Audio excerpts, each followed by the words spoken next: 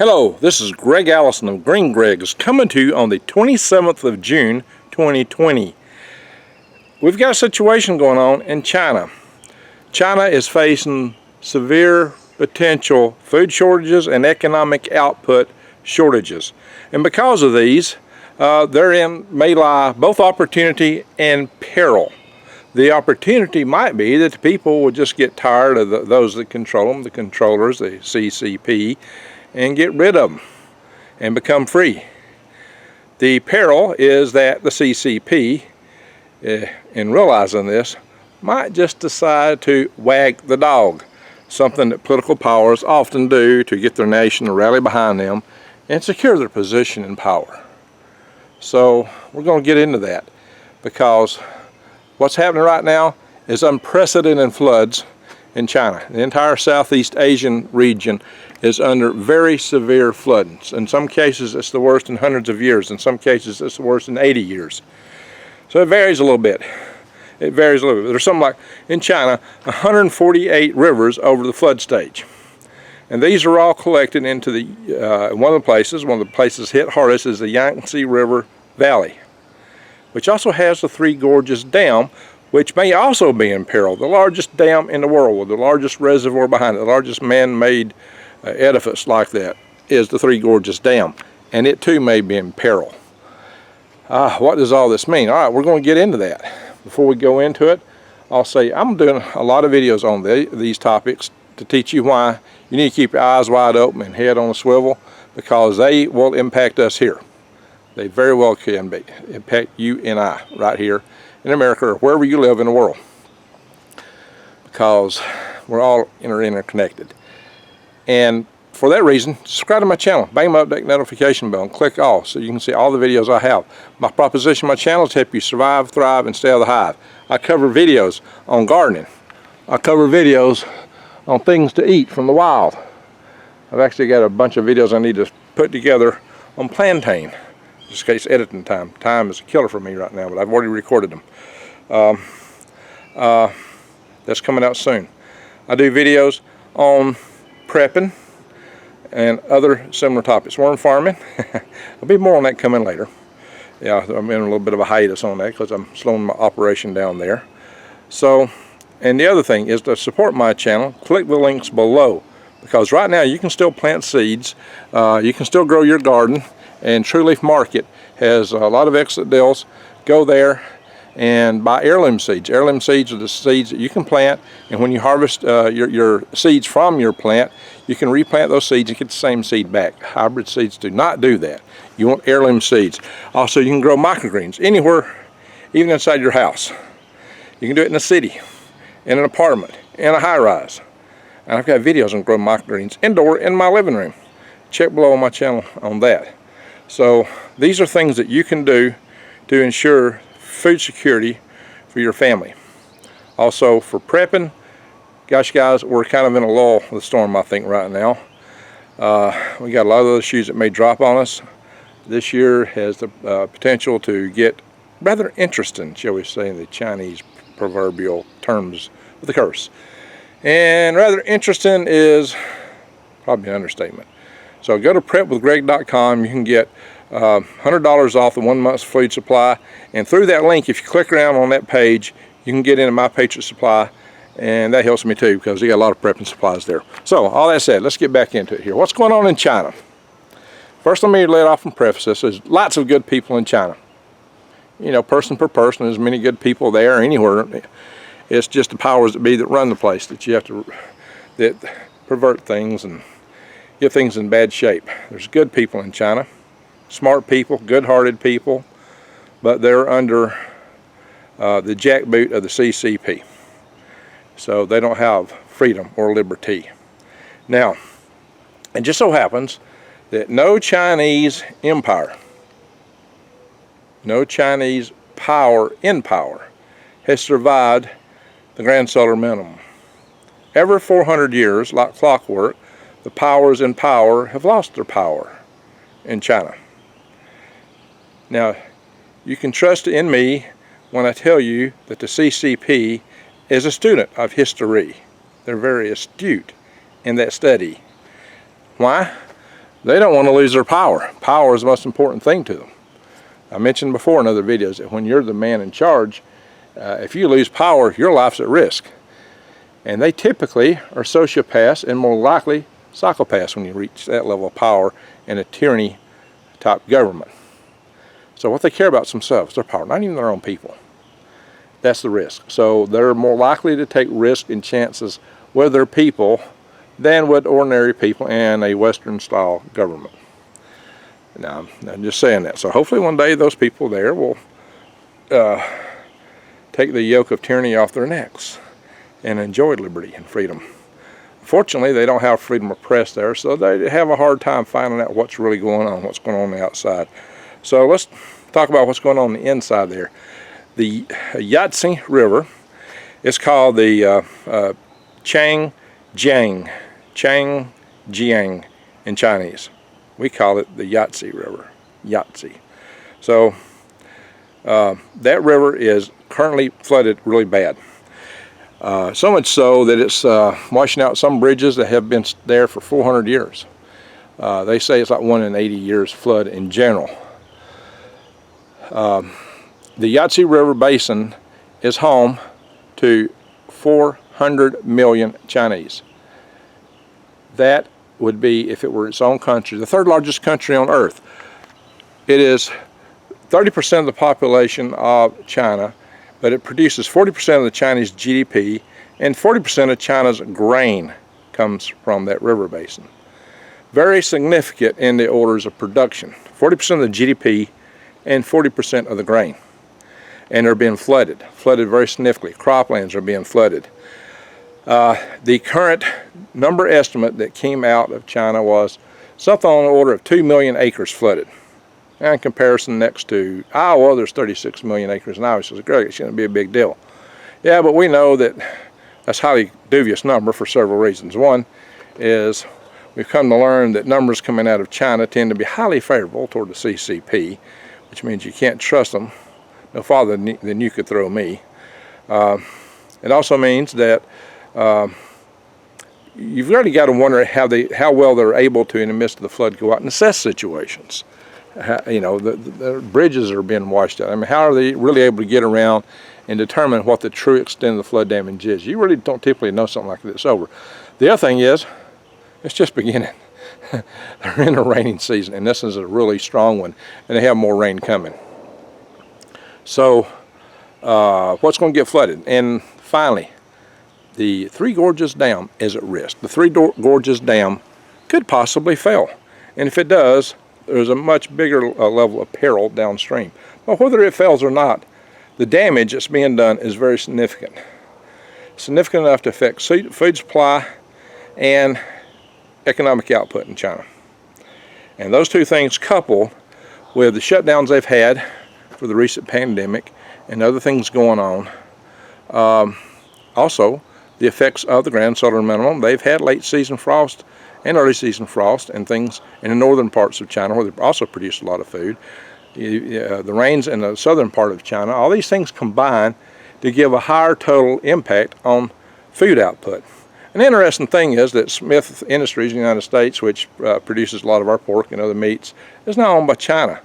They petitioned the United States government for an exemption to shutdowns and also local states for shutdowns given the pandemic going around because of food shortages and high prices in the grocery store. Well, they turned around and used that to get their factories started back up, the meat processing plants, and then started shipping lots of that to China, at least pork.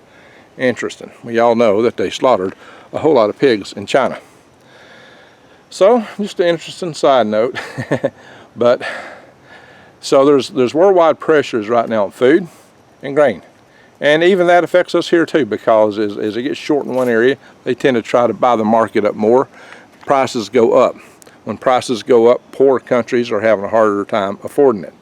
So this could cause famine in poorer countries, in Africa and places like that, South America. People there might be at risk just to do increase in prices. The Mideast. You know, there have been a lot of food riots in the Mideast just because food prices went up. People were starving. Their ability to buy things is limited. So when you look at all that, what's it mean here in America? Well, we're already seeing some shortages in our grocery stores. But I'm more concerned with what might happen over there. Now, for one, like I said, there is the opportunity, and we know that no empire in China has survived grand solar minimum, because typically you have food shortages. Here we're looking at potentially severe food shortages once again in China, and believe you me, the CCP is aware of that. That's why there's a danger that they may go wag the dog. We've seen them get more military aggressive. They have industrial output capacity that's underutilized somewhat now, at least in certain areas, maybe not in the Yahtzee River Valley. Oh yeah, Shanghai's in the Yahtzee River Valley, and so is Wuhan and some other places. It's got 40 million people, 40% of the GDP. It's the most affluent region of China.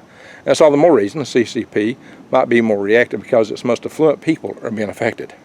And they tend to have the most political clout, the most voice in that system, as much as you can have in a system like that. In the end, it does count. Even though they may have a tyranny, enough people can bring it down. It's harder, but it can be done. It's happened to the Soviet Union, as you well know.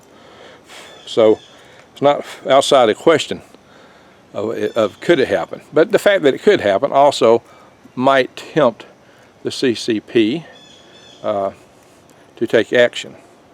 So Xi Jinping might decide to move things and get more aggressive around the world militarily than he's already getting. All that could just be open in place. In fact, they may know this is coming, and they're probably just positioning their chess pieces to be ready for that. We know that they were trying to make inroads in Africa and other places that they were hoping to buy food from, to grow food, where they expected the deserts to bloom, as it typically does during grand solar minimum. So they were already making inroads. They were already seeming to prepare for that. So it seems. Greg, why is it so bad? You said 2 million acres. That's not that much, really speaking. No, it's not. But like I said, we don't know if it's reported right. And there's the whole thing about the Three Gorges Dam.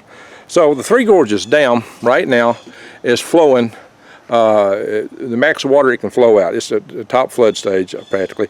It's flowing out 26,500 cubic meters per second. 26,500 cubic meters per second. That's a little bit of water.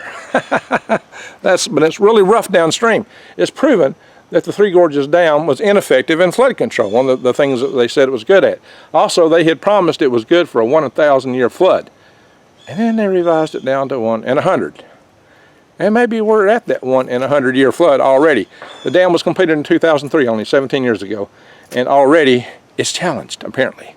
Will it pass the challenge? Will it survive?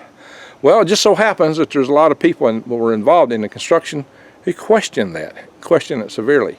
Because it was the same company, one company was selected to do the design, the construction, and the quality control. It's like like having the fox watch the hen house. So there was really no independent controls. So they could have got away with virtually anything. And it was claimed that they did indeed do that. That it was built out of separate blocks that weren't adequately connected to each other, and they were not adequately connected to the bedrock below. The term I heard was not connected into the bedrock below. That's a little hard to believe. So I'll say adequately. I won't quite take the word I heard, but you heard it. So what does that mean? That may be why they revised its flood level capability, what it could withstand from once in 1,000 years to once in 100 years. Can you imagine building the biggest dam in the world, spending all that money for something that can only survive a 1 in 100 year event? Really? Wow. And it's a huge electric power producer in the region. So it produces a lot of electric power. Should it fail, the amount of damage downstream to businesses and farms is going to be considerably more. Even if it just failed in production of power, it's going to be very considerable. The floods are already considerable. We're seeing buildings flooded up to the second story, third story in some cases, that are up high on the riverbanks. We're seeing a lot of damage. We don't know how much it is just yet. We have no idea. But 40% of the country's grain, 30% of the country's population, 40% of the country's GDP comes from that valley, the Yangtze River Valley. Or as I said, as they call it in China, the Changjiang, or something like that. My Chinese might be a wee bit rusty. But hey, I'm trying to get it close. So what happens? If that dam bursts, it's going to be a catastrophic event. Huge catastrophic event. So many people downriver from it, even if they're evacuated. And already, estimates for the number of people evacuated are in the tens of thousands already, just from the regular flooding. Tens of thousands of people. I've heard 40,000 in one case. Another case, the report said 225,000. I have no, who knows? I've seen two different numbers that are wildly divergent. So, the more credible source just said tens of thousands, and that's what I used. So, it could be much higher. And how much more will it be? The flooding is still underway. It's apparently still mountain. How much can it contain? Will the three Gorges Dam survive? And what will be the damage if it doesn't survive? How bad will the economy be hurt? How bad will food supplies be hurt? How much unrest, civil unrest will there be in the country? Will it wind its way into a productive output and bring in freedom and liberty to the people of China? We can hope and pray for that.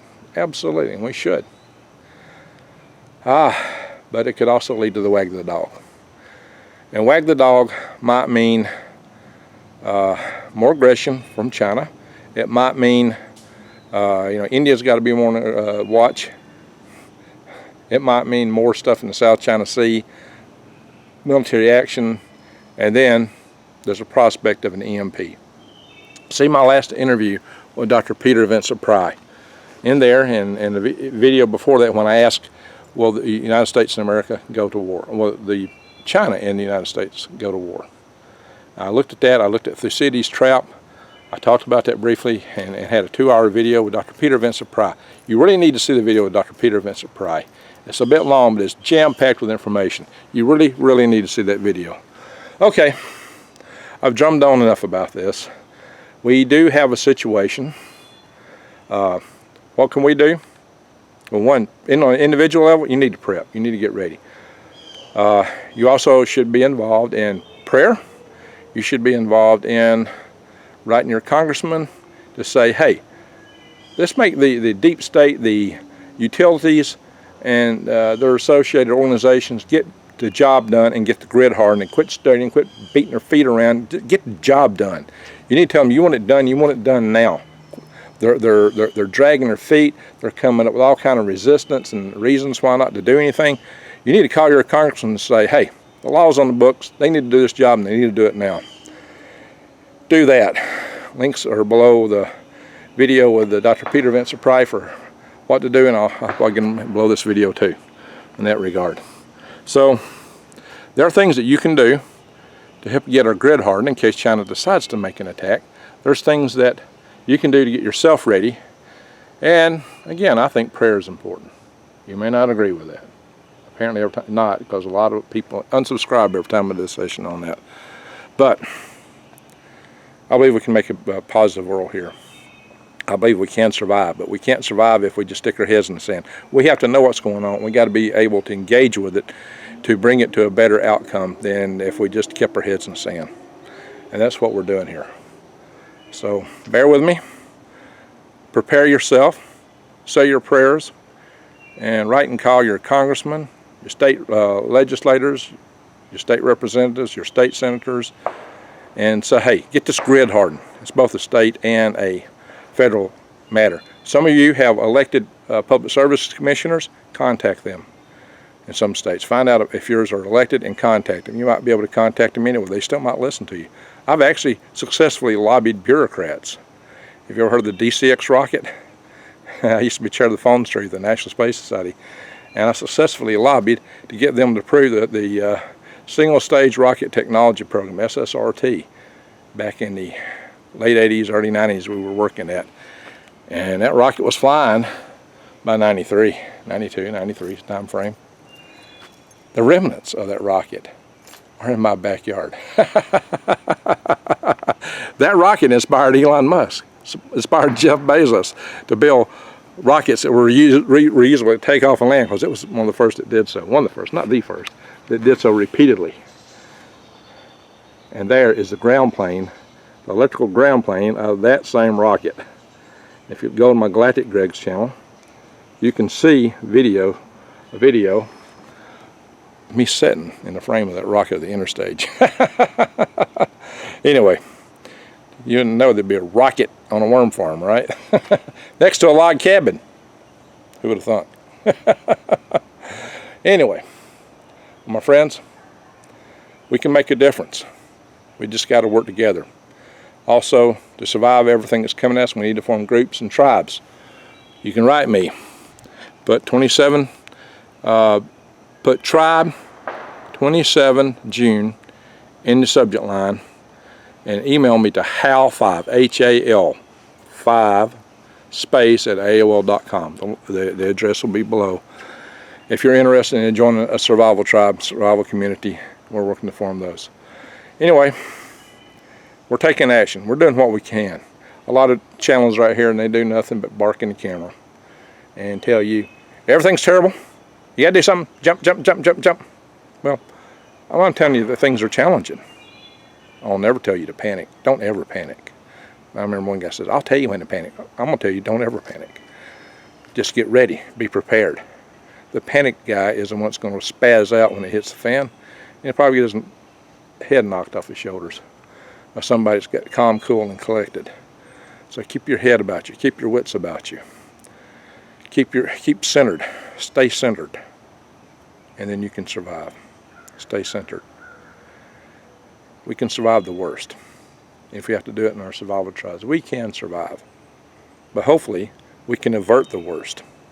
That's our plan. Let's work to avert it. Let's hope for the best, but plan for the worst. Hang in there. We'll get through this one way or another. And thank you for watching.